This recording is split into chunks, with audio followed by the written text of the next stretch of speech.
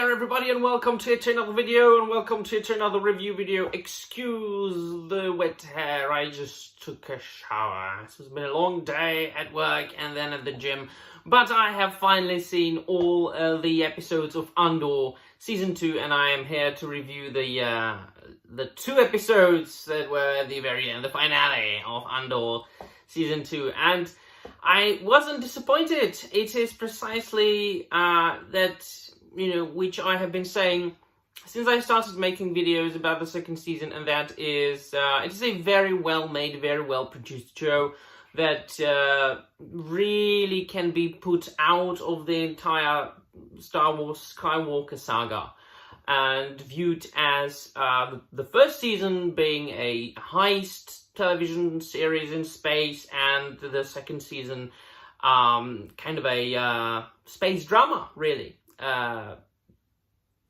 just think that this description fits the show the best. I have been, since I started watching Andor, very nicely and very positively surprised by the acting of all the actors, whether we are talking about the main characters like Andor, Diego Luna, or Luthen, Skarsgård, of course, or the villains, the Daedra. I absolutely enjoyed that character and her character development. There was a point in that show where we thought that she is becoming kind of a less of a villain, that she is going through a redemption arc, which of course then ended up not being so for 100%. Certain characters, all the characters ended up the way I imagined them to end up like, and that was very good. Especially, it was a heartbreaking, and mind you, there will be spoilers. It was heartbreaking, and it was very sad to see Luthen go and the way he went, but I think that the way they did it was the correct way to do it. The fact that they had a deal with Clea, and the fact that, yes, once I am compromised, you have to get rid of me. The rebellion is at the first place, it's the most important thing, and we have to sacrifice everything we have. It was interesting, it was intriguing to see the rebellion and the beginnings of the rebellion, the guerrilla-style war, and the fact, or how they really came up to be the Rebel Alliance, and seeing all the intrigues and all the backstabbing and all, the secret deals that they did, and how they started fighting against the Empire from behind the veil, from the shadows, seeing characters like Mon Mothma and Bail Organa. And of course, once again, I have to say I'm taking everything out of the context of Lucasfilm Star Wars, not only because a lot of my friends will probably crucify me for liking Andor, but because I really haven't, or have never, considered to be, or considered Andor to be like a part of it. I really viewed it as something outside. It's just what I did, it's just how I viewed it, and it might be one of the reasons why I enjoyed it so much. But even if I did consider it to be a part of the Skywalker saga, it was a very well made show. And there are people who are telling me, yes, this is absolutely retconned many things in Star Wars. I don't see too many things being retconned. Come on, let's be honest. It barely even bloody touched any, Skywalker character, or there was no Jedi throughout the entire show.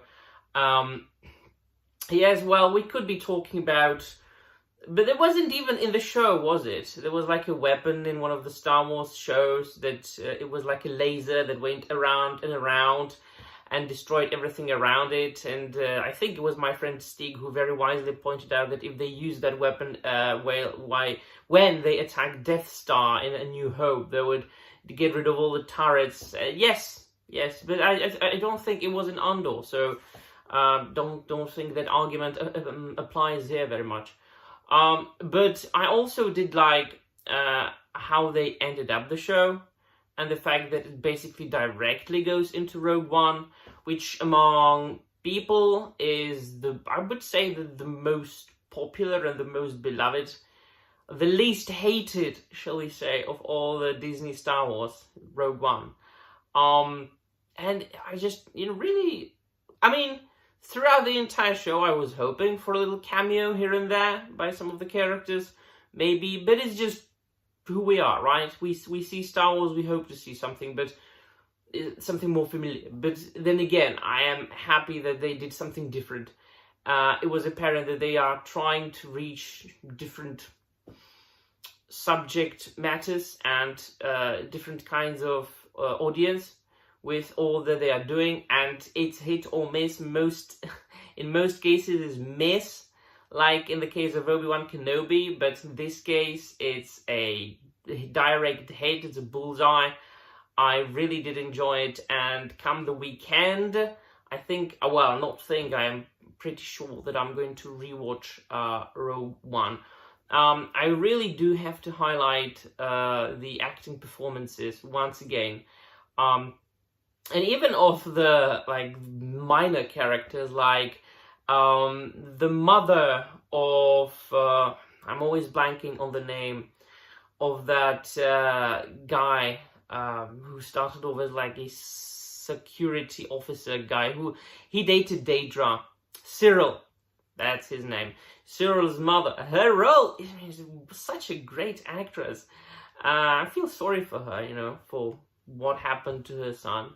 I did appreciate the story arc of the French Revolution at Gorman. Was really, they must have been inspired by the French. It was basically France in space. And because the French are very well known for being a passionate revolutionaries, I think there was a correct choice right there. What I did appreciate was the appearance of director Krennic. That actor is a very good actor, and I don't really care what people say about, oh, he's not a part of the original Star Wars. Yes, well, but he's a good actor, and he did his role very well. I mean, all the Imperials, I could have one gripe with the Disney's portrayal of the Empire, but I think I will leave that for another time. It's not really that much of a pain in the side in Andor. More so in other films and other TV shows, but not really here. All in all, I did enjoy it, and I will rewatch Rogue One come this weekend. Let me know in the comments down below what you think, and that'll be all. Thank you very much for watching, and may the Force be with you.